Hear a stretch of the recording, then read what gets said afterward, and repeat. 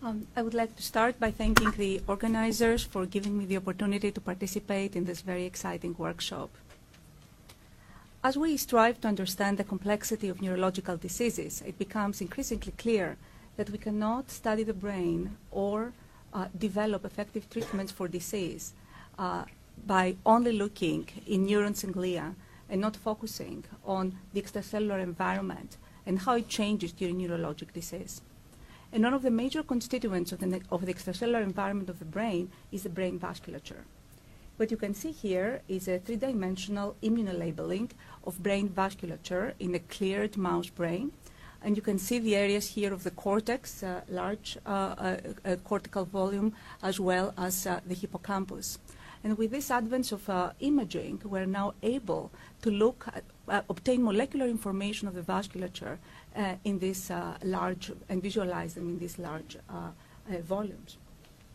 Of course, in neurologic disease, one of the key changes in the brain vasculature is disruption of the blood-brain barrier.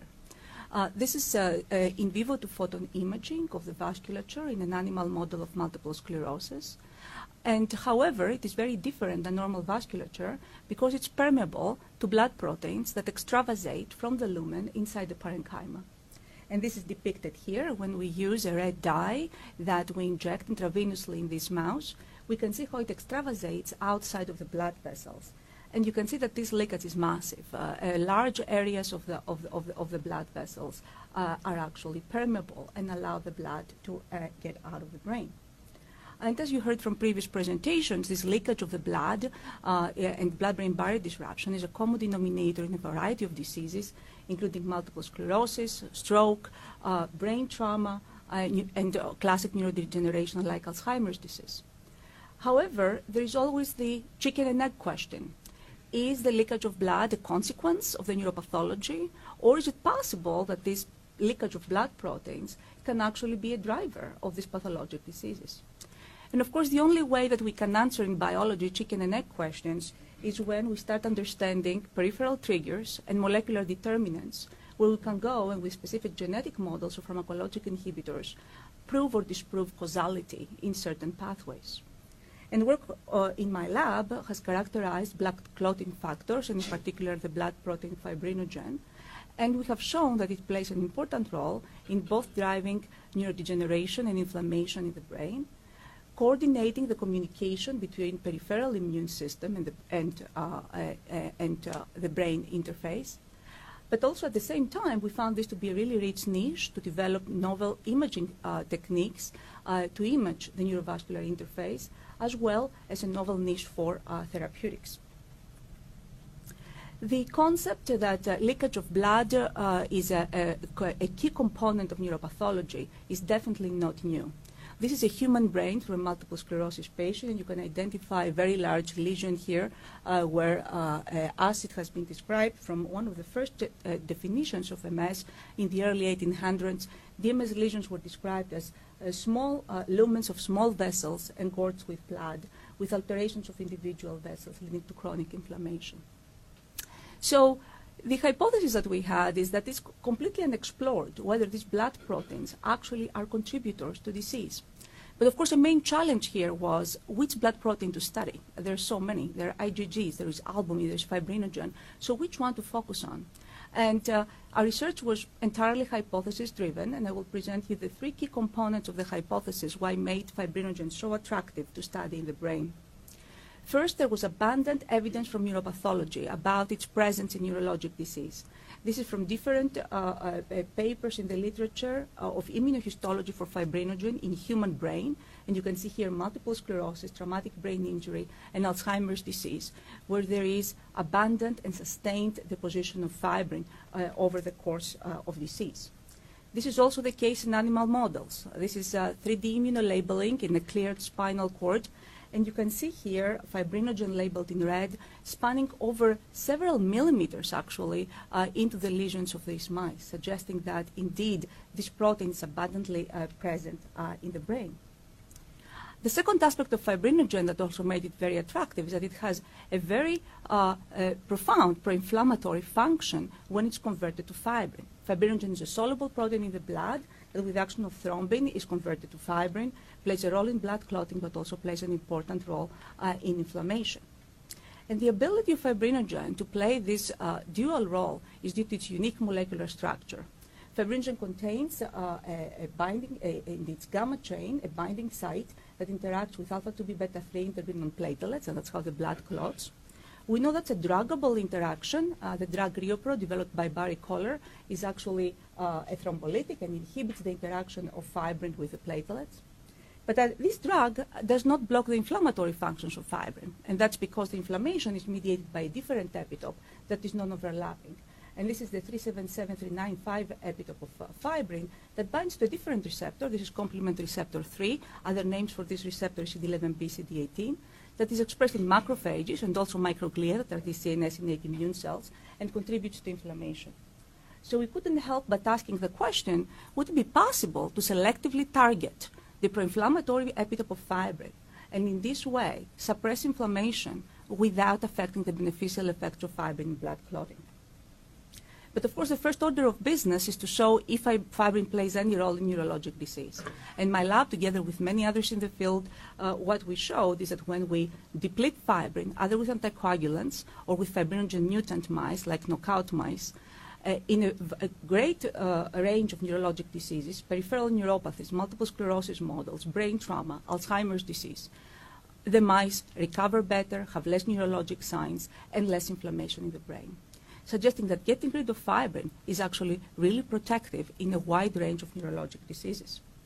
But of course, how does this happen? And when we started this work, a cell target for fibrin in the brain was not known. So we identified the microglia cell as actually the first cellular target for fibrin in the brain. We showed that microglia, fibrin can bind to CD11b receptor in microglia and mediate this activation. And indeed, these cells are truly ideally positioned to receive signals from the vasculature. This is one of the first schematics showing with the term perivascular microglia. They're really positioned around blood vessels. And we will perform live imaging in the brain, where we can use photon microscopy to identify the dynamics of these cells in the living mouse brain. You can see how these cells constantly extend and retract processes around the blood vessels' walls. But they can be very fast responders to vascular injury. Here we injure a blood vessel in the brain, and you can see how these cells extend their processes very rapidly to the site of the vascular damage. Is fibrinogen sufficient to induce a similar response? On the left here, you can see injection of a control vehicle while we image at the same time in the living mouse. And you can see the baseline motility of microglia. However, when we inject fibrinogen, there is a very rapid chemotactic response right towards the end of this needle. And the similar correlation of leakage of blood-brain barrier and microglia activation happens also in a model of MS. And here on the left, you can see live imaging of the BBB leakage. You can see this big red cloud of rhodamine that is leaking outside of the blood vessel. It correlates really well with an area where these cells have clustered around the blood vessels.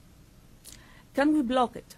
And to test this effect, what we did is we used a fibrinogen knock-in mouse that 6 amino acids are mutated within the binding epitope that binds the CD11b I domain. And this mouse doesn't have any defects in coagulation. This fibrinogen with this 6 amino acid deletion clots perfectly.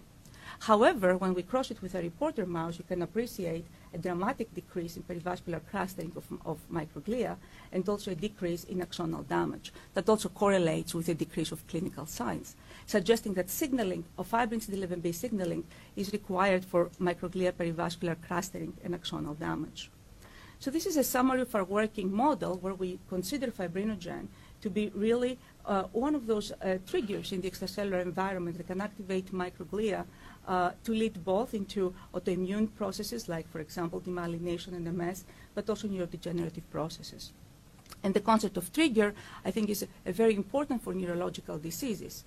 This was the cover of Nature when the whole genome sequencing was performed in 2 twin sisters, identical twin sisters, one with multiple sclerosis and one without. No genetic or epigenetic changes were found in those sisters, and the conclusion from the study was there has to be a trigger that causes one to develop it and the other to not. So the blood-brain barrier disruption and the different triggers in neurologic disease would be seen as one of those signals that might bring the pathology to one individual versus another, even though they have the similar genetic burden for a specific disease. So the genetic model showed that targeting this epitope could be really important for eliminating the functions, the pro-inflammatory function of fibrin. So how could we do this pharmacologically? So what we thought is that this 377395 epitope, an important feature, biochemical feature for this epitope, is that it's a cryptic epitope. Is only exposed after fibrinogen is converted to fibrin, so it's not present onto the soluble molecule. So we thought if we develop a monoclonal antibody to target exactly this cryptic epitope, maybe this antibody would actually be fibrin specific and would not recognize fibrinogen, so it wouldn't have any sync effects when we administer it in mice. And because this epitope is not overlapping with the platelet binding site, we also hope that also it would not be an anticoagulant. And also selective for fibrin-induced activation of CNS innate immunity. CNS innate immunity and inflammation in general has many protective functions. So we did not, I think it's not clinically desirable to globally shut down the inflammation. However, if you find a pathogenic ligand to selectively inhibit the inflammatory process, this could actually have clinical implications. So we developed a series of antibodies, and our lead antibody is 5B8. And indeed, it meets the biochemical criteria that we had set for this antibody. It's, of course, a very high binder against the cryptic fibrin epitope, and that was what we desired. But this antibody really stood out for its high preference to bind to fibrin compared to fibrinogen. So it really recognizes the pathogenic form. We tested this antibody in vitro, and you can see here in the microglia activation assay, here you can see fibrin activating microglia cells. But in a concentration-dependent manner, 5B8 is reducing microglia activation compared to IgG isotype control. The antibody blocks a lot of the gene expression changes that fibrin is inducing on microglia and also macrophage cells. Here you can see several genes that are regulated on macrophages in fibrin that are blocked by 5B8. This is validation of one of those genes. Fab fragments of the antibody also can block here gene expression. But the antibody is specific for fibrin-induced activation. When we use LPS as an activator that acts through a different receptor, TLR4, our antibody has no effect, suggesting that if there are other signals to activate innate immunity, like an infection that will use a TLR4 LPS mechanism, these pathways will remain intact in the brain or the periphery. We have done several years now of preclinical studies with the antibody that include prophylactic treatments in several EAE models. I'll show you one of our therapeutic administrations here. This is a model of remitting relapsing EAE, which is a model for MS. The mice paralyzed, and we have started the treatment after paralysis of these mice. And you can see that administration of the antibody is really reducing the relapse and the paralysis of these mice after administration. The antibody blocks microglia activation, demyelination, inflammation, but what I find really profound is its ability to block axonal damage and also generation of reactive oxygen species in this model. Another feature that is also profound for the antibody is the decrease of peripheral inflammatory cells that we observe in the brain, suggesting that recruitment is also reduced, recruitment of peripheral inflammatory cells, which is important for MS but also other neurologic diseases. Importantly, the antibody does not affect fibrin polymerization in vitro or blood clotting. So on the left here, you can see a fibrin polymerization assay. We have used GPRP as a positive control that blots the clot, but you can see here our antibody that is not affecting the polymerization in vitro. This is clotting time from mice in vivo after dosed with our antibody. We've done acute studies, we've done prolonged studies, we've done studies with 3 and 4 times the dose of therapeutic dose, and the antibody is not an anticoagulant. So this suggests to us that perhaps we have a proof of principle tool here that pharmacologically we can dissect the damaging functions, target the damaging functions of fibrin without affecting its beneficial effects in clotting, which would, of course, have important implications both as a treatment to target innate immune activation in disease with blood-brain barrier disruption in the brain, but also it could have applications in the periphery. This could also tie in well with current treatments. For example, in multiple sclerosis, most of the anti-inflammatory treatments, the disease-modifying therapies, target downstream. They're all anti-autoimmune treatments like anti-T cell drugs, anti-B cell drugs.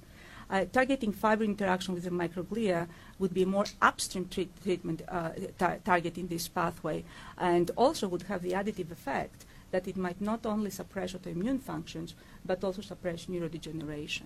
And in the lab now, we have validated these concepts in multiple sclerosis, and we're working on models of traumatic brain injury and also started doing work in Alzheimer's disease to see whether these pathways would be also applicable in these cases. I would like to thank my lab. I have a very talented team that did this work. Maya Ellisman and Pam Rios in my lab did this beautiful immunolabeling in cleared brain tissue. And Vicky Rafalski, all the two-photon imaging, together with Dimitrios Davalos, now an assistant professor at Cleveland Clinic. And J.K. Rio is responsible for the antibody work. I particularly need to thank NINDS. All my work has been funded by NINDS and their support to my program. And of course, the National Multiple Sclerosis Society, different foundations. I'm extremely excited from a grant we got last year from the Hilton Foundation to do a large biomarker study in MS patients to see if the coagulation cascade is changing in a large cohort of MS populations. And different foundations that fund postdoc fellowships and young investigator grants in my team. And thank you all very much for your attention.